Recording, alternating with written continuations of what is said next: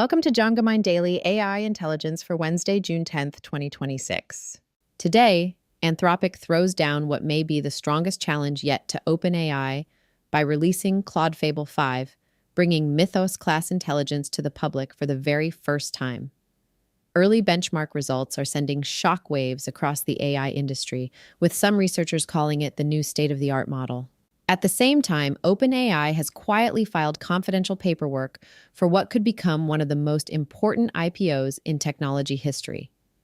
As Sam Altman outlines OpenAI's next chapter, the company says artificial intelligence is now entering a third phase, one where entire economies begin reorganizing around AI systems.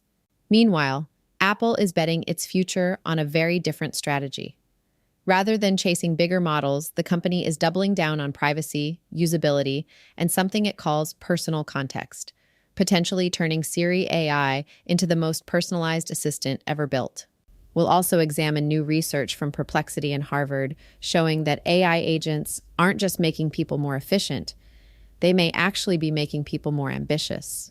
Plus, AI-powered farming in Japan, Argentina's proposal for AI-run corporations, China's $295 billion AI infrastructure build-out, Google's new live translate system, and SpaceX's vision for AI-powered satellites in orbit. I'm your host, Etienne Newman. Let's unravel the future. Before we begin today's briefing, a note for the brands listening. If you want to reach the true architects of the AI revolution, the technical leaders actually building the stack, not just the tourists, DJAMGAMIND offers select premium partnership opportunities. Let us position your product directly in front of the ultimate technical buyer. Visit jamgamind.com/partners. Imagine suing a corporation for a massive catastrophic mistake. Yeah, something huge. Right. And you get to court and you suddenly realize the CEO, the board of directors, the majority shareholders, they are all the exact same artificial intelligence. Wow. There are zero humans involved. And the crazy thing is, that's not a pitch for some sci-fi movie. That is actually a real piece of legislation sitting in Argentina's government right now. Which is wild because it completely breaks our traditional understanding of, liability and corporate structure. Shatters it completely. Anyway, welcome to the deep dive. Glad to be here. Looking at our stack of sources today, which are dated June 10th, 2026, it's just incredibly clear that the fundamental nature of computing is completely shifted. I mean, we aren't just using AI to write emails or generate images anymore. No, not everywhere. They're watching the birth of an entirely new kind of operating system. AI is really becoming the underlying active infrastructure for, everything. Your phone, global agricultural supply chains, national power grids, and, like we just said, corporate legal entities. Yeah, and what's crucial to understand for everyone listening is that we are moving from AI as a passive software application. Right, like something you just open in a browser tab. Exactly. Right. We're moving from that to AI as this foundational layer of reality that just operates autonomously in the background. We're literally watching the battle for the global AI operating system play out in real time. Yeah, we are. So today, we are going to unpack exactly how the biggest tech labs, nation states, and even everyday users are building this new reality. And, since we're diving deep into these massive AI pipelines and autonomous agents running wild, a quick note that this deep dive is powered by AI. A very relevant sponsor today. Seriously. They are the trusted leader in securing corporate AI pipelines, optimizing your local infrastructure, and preventing prompt injection vulnerabilities. So if you need to govern your agents, check the link in the show notes. And honestly, governance is going to be the central tension of literally everything we discuss today. Oh, absolutely. And for you listening, I'll be looking at all this through my usual lens. I want to know about the markets, the business models, who is winning the geopolitical race, and frankly, where the institutional money is flowing. Right, and my focus is going to be right under the hood. I want to break down the actual model capabilities, the raw physical infrastructure required to run these massive systems, and the long-term safety implications of what these labs are actually deploying. So let's start right at the foundational layer, right? The brains of the operation. Because the top two labs in the world just made some historic moves. They really did. Yeah, and Anthropic kind of fired the first shot by dropping Claude Fable 5, which officially opens their top-tier Mythos class to the public. I mean, this is a major, major engineering milestone. Because if you remember back in April, the initial Mythos preview was locked down tight. Yeah, it was super exclusive. Right. It was available to only about, I think, 150 vetted partners through Project Glasswing. And they restricted it because they were finding serious, unconstrained behaviors across major operating system integrations. It was too capable. Basically, yeah. But Fable is state-of-the-art. I mean, it is currently crushing independent benchmarks across coding, reasoning, and complex knowledge work. It's explicitly beating out both Opus 4.8 and OpenAI's GPT 5.5. Okay, let's unpack this. Because Anthropic didn't just release a smarter, faster model, right?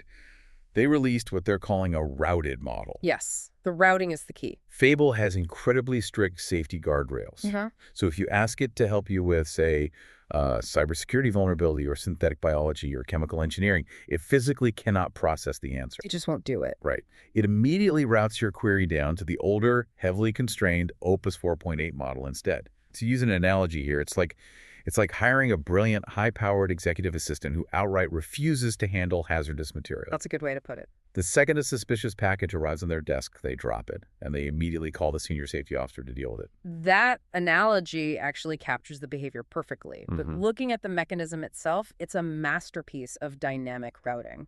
How so? Well, historically, when labs tried to make a model safe, they would essentially lobotomize it through reinforcement learning. Right, the RLHF stuff. Exactly. Yeah. They would punish the model for answering dangerous questions.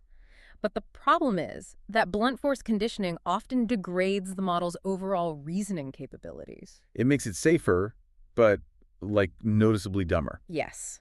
Anthropic solved this by building a separate classification layer in front of Fable 5. So the classifier reads your prompt first, and if it flags it as a dangerous domain, it physically air-gaps the query away from the Fable weights. Oh, wow. Yeah, and that allows Fable to maintain this pristine, uncompromised performance for your regular, legitimate coding or writing tasks. Wait, let me push back on this from a market perspective, though. Great. Because Anthropic is giving everyone a taste of Fable's uncompromised performance right now. But on June 22nd, this massive paywall drops. Yes, the credits. Yeah, they're flipping to separate usage credits. Yeah. And they're priced at $10 per million input tokens and $50 per million output tokens. Oh, it's definitely a step jump. To put that in perspective for you listening, if you're running an automated business where agents are constantly reading and writing data all day, your monthly AI bill just went from a standard $20 software subscription to, like, the equivalent of leasing commercial office space. Yeah, it's going to hurt some startups. So my question is, are these frontier labs about to completely price out the everyday user? Because right now, we're looking at this aggressive race to Wall Street. OpenAI just filed a confidential S-1 for an IPO valued over $850 billion. Staggering numbers. And Anthropic had already filed theirs at a $965 billion valuation. Plus, Anthropic actually holds the edge in enterprise adoption right now. Right, they have about 34.4% compared to OpenAI's 32.3%. Exactly. Well, what's fascinating here is the absolute cognitive dissonance coming from the leadership at these top labs. Yes, explain that. Well, if you look at the third phase blog post that Sam Altman and Jakub Pachoki just published at OpenAI, they are explicitly stating that the global economy is now being shaped directly around AI. Right. They define this third phase as moving past pure research, past just shipping products, and moving into total economic integration. Their stated goals are automating research, accelerating the economy, and giving everyone a personal AGI. Which sounds incredibly ambitious. It is.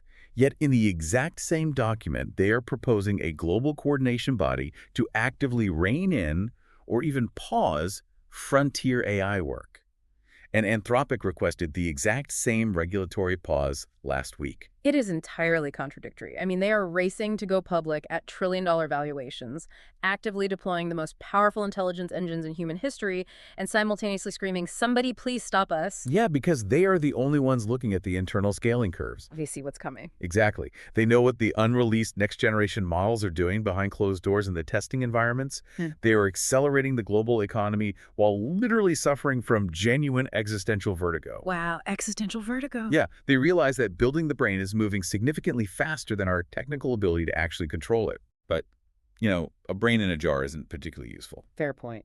You can have the most powerful frontier model in the world, but without a nervous system, without access to a user's actual life, their habits, their data. It's just a chatbot. Right. It lacks context. Which takes us perfectly from the labs over to the consumer layer. Let's look at Apple's WWDC 2026 announcements. Yeah, Apple just completely rebooted Siri AI and Apple Intelligence, and they're backing it with their own internal Apple Foundation models alongside this massive partnership with Google Gemini. Now, at first glance, I have to admit, a lot of what Apple announced just looks like they're playing catch-up to the frontier labs. Mostly, yes. Aside from spatial reframing, which is genuinely an incredible piece of computer vision. Right. How does that work again? You can now touch and drag a subject in a photograph to completely shift the perspective. And the AI accurately calculates the 3D depth and generates new, physically accurate background content to fill in the spatial gaps in real time. Which is wild. But here's where it gets really interesting, at least for me. Are these just Me Too features? From a business mode perspective, I would argue they absolutely are not. Yeah. Apple is leaning on this core triad of advantages: usability, privacy, and personal context. The holy trinity for consumer tech. Right. They are disaggregating AI. You don't have to open a dedicated app to talk to a chatbot anymore. The intelligence is natively embedded right in your keyboard, your camera, your Safari tab grouping. And they are securing all of this with their private cloud compute platform, which, from a cryptographic standpoint, is a total triumph. Break that down a bit. So, when your phone needs to do heavy math that requires a server, Apple engineered a system where your device mathematically strips away your personal identity before the data ever leaves your hand. So Apple doesn't actually know it's me asking. Exactly. The cloud server processes the complex request, but it is cryptographically incapable of retaining the data once the answer is beamed back to your phone. Which is the ultimate key to their superpower here, which is personal context. Yes. Think about the viral OpenAI agent from earlier this year. It wasn't the smartest or most capable model on the market, but 500,000 people downloaded it anyway. Just because they gave it full access to read their screens and files. Right. It had context. If we look at the business landscape, an Anthropic or OpenAI frontier model is like a genius consultant you hire, right? They're brilliant, but every time you meet, they start from scratch. You have to explain your whole business, your whole life to them every single time. Yeah, the context window is blank. But Apple's AI is fundamentally different. It is a loyal chief of staff. It already has the keys to your house. It knows your schedule. It reads your incoming text messages. It knows who your friends are. And Apple is quietly giving that chief of staff true agency. Quietly being the operative word. Yeah, they didn't explicitly use the word agent on stage, which is classic Apple marketing, by the way. But look at the granular mechanics of iOS 27. What are they actually doing? Users can now just describe a Safari extension they want, and the operating system builds and compiles it on the fly. Unbelievable. And in the Shortcuts app, you just type what you want automated using natural language, and the system figures out the sequential API steps to assemble it for you. They are totally sneaking agentic workflows into the mainstream consumer ecosystem. Just making it feel normal. Right. Even the visual updates in iOS 27, like the liquid glass transparency and the icon refraction, those aren't just cosmetic skins. They're dynamic UI elements designed to adapt to the user's intent. It makes the interface feel less like rigid software and much more like a fluid, responsive assistant. Okay, so taking that concept of automating your personal workflows on your phone, what happens when we apply that to complex, multi-day, professional, and physical work? The self-aware era. Exactly. This is the massive shift the markets are calling the self-aware era. The joint study by Perplexity and Harvard Business School provides basically the perfect data point to understand this transition. Yeah, they tracked how people use Perplexity's autonomous computer agent platform compared to just traditional search workflows. And the time differential in this study is just staggering. They looked at 10,000 identical complex queries. Traditional search gives you an initial answer or a link in about 33 seconds. Pretty standard. Right. But the computer agent, however, actively works in the background for an average of 26 minutes before returning to you. And at first you might think, well, why would I wait almost half an hour? But the researchers point out that the traditional search result leaves all the actual doing to the user. Exactly. You still have to do the work. Right. To complete the same workflow, manually reading all the links, synthesizing the data, actually drafting the document, it took users an average of 269 minutes. But the agent completed the entire workflow completely autonomously in just 36 minutes total. And this raises an important question, right? What are users actually doing with all of that saved cognitive load and time? Think about your own daily workflows. If an agent suddenly handed you back 4 hours of your day, what would you do? The study showed a massive behavioral shift. 50% of the tasks given to the agent involved creating something entirely new from scratch. Wow. Things like writing executable code, designing complex visuals, drafting comprehensive legal or financial documents.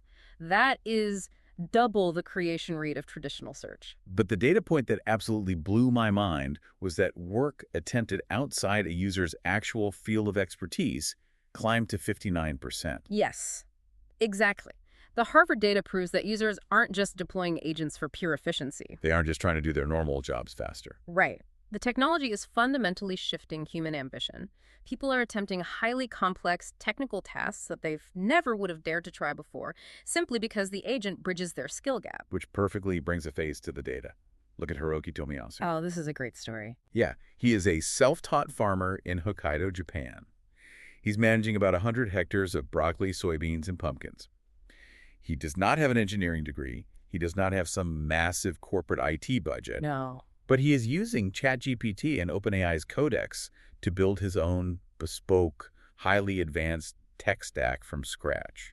And the architecture of what he built is incredible for a solo operator. I mean, he's using APIs to pull and analyze satellite imagery, allowing an agent to monitor his crop yields and diagnose plant diseases from space. Just incredible. He built a custom greenhouse control system where he can raise and lower the physical ventilation just by sending a text message to his server. Plus, he created the centralized Airtable hub that tracks all his pesticide logs and feed records, and it's entirely managed by an AI bot that just sits in the farm's group chat.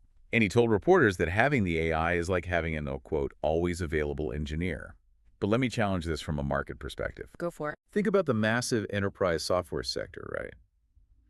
If a broccoli farmer in Hokkaido can build a bespoke, highly complex, perfectly customized automated software suite for the price of a $20 a month ChatGPT subscription, doesn't that spell the end of traditional B2B SaaS companies? It's definitely a threat. I mean, why on earth would an agricultural operation or logistics company or a law firm buy a rigid million-dollar enterprise software package when their own employees can just generate their own perfect software? It is absolutely an existential threat to the traditional software as a service model, because the historical moat for software companies used to be the sheer difficulty and cost of writing and maintaining code. Right. It was hard to do. But if the AI agent is now the coder, that moat completely evaporates. The new competitive advantage has to be something else entirely. Maybe it's proprietary data networks or actually controlling the physical infrastructure itself. And speaking of infrastructure, Hiroki is still relying on OpenAI servers to run his farm. He is. If the server goes down in California, his greenhouse in Japan doesn't ventilate. And that physical vulnerability is exactly why nation-states and billionaires are absolutely panicking right now. They are literally racing to lay the legal, physical, and orbital groundwork for a sovereign AI operating system. It's a gold rush. Let's look at the legal framework first, because down in Argentina, President Javier Milei just submitted legislation to create a brand new legal category called the non-human corporation. Which brings us back to your intro. Under this framework, you could have a company entirely owned, operated, and directed by an AI system. No human board of directors, no human CEO. And under Milei's bill, these AI entities would actually receive liability protection, highly favorable corporate tax rates, and governance benefits. Right. Milei wrote an op-ed framing this as a massive, radical deregulation effort. He wants to make Argentina the undisputed global safe haven for AI capital. But there's pushback, right? Yeah. Historian Yuval Noah Harari immediately pushed back with his own piece. Yeah. And just to be clear for our listeners, we're just impartially reporting the landscape here. But Harari warns that granting AI legal personhood creates an AI state that would be fundamentally impossible for human courts to regulate. Which is a valid point. His concern is really rooted in the speed and the opacity of machine logic interacting with our very slow human legal systems. I mean, if an AI corporation commits a financial crime at millisecond speeds, who do you actually put in jail? Exactly. So what does this all mean? Is Argentina creating a visionary first-mover advantage that's going to attract trillions in global investment? Or is this just a massive, dangerous legal loophole where zero humans are ultimately held accountable when an AI corporation makes a catastrophic, real-world mistake? Legally speaking, we are completely in uncharted territory, but it is entirely consistent with the broader geopolitical race to secure AI dominance. Because while Argentina focuses on building the legal operating system, China is ruthlessly focused on building the physical operating system. Right. The $295 billion blueprint. 2 trillion yuan. It's massive. The National Development and Reform Commission in China is planning to build a nationwide AI data center grid by 2028. If we connect this to the bigger picture, this is entirely about hardware sovereignty. Running these massive agents requires unthinkable amounts of electricity and cooling. Unthinkable. So China is linking scattered regional computing sites across the country into one massive unified grid run mainly by state telecoms. And crucially, they are aiming to sideline American chip makers entirely. Which is huge. Yeah, the mandate states that up to 80% of the core technology running this grid will be provided by local suppliers, specifically Huawei. Which perfectly explains why the Pentagon just updated their 1260H military support list. Oh, right. They just added major Chinese tech players, Baidu, Alibaba, and Tencent, along with the EV maker BYD, officially designating them as aiding the People's Liberation Army. That's a big move. In the geopolitical markets, that is a glaring red flag that usually precedes severe, sweeping trade restrictions. Because the physical compute layer is now viewed as critical national security infrastructure. China is funding this massive physical grid largely through sovereign debt and ultra-long-term government bonds. It's heavily centralized, it's terrestrial, and it's massive in scale. Right. But I want to contrast that terrestrial approach with what Elon Musk is engineering with the orbital operating system. Oh, SpaceX's AI-1 satellite design. Yes. Musk just shared the architecture details ahead of their expected record IPO. He wants to launch a 1 million satellite orbital network built purely for AI computing. 1 million satellites. 1 million. And this is an incredible divergence in engineering philosophy. Let's look at why he's actually doing this. Terrestrial data centers on Earth are hitting a hard ceiling. They require immense amounts of water and power just to cool the GPUs. Right. Cooling is the biggest bottleneck. Exactly. Now, a traditional Starlink satellite is incredibly complex because it has to handle high bandwidth communications antennas to beam internet down to users on Earth. Musk realized that for pure AI compute, you don't need user antennas. The AI-1 satellite is essentially just a giant flying GPU. Wow. It utilizes the vacuum of space, which is perpetually cold in the shade, to completely solve the massive cooling bottleneck.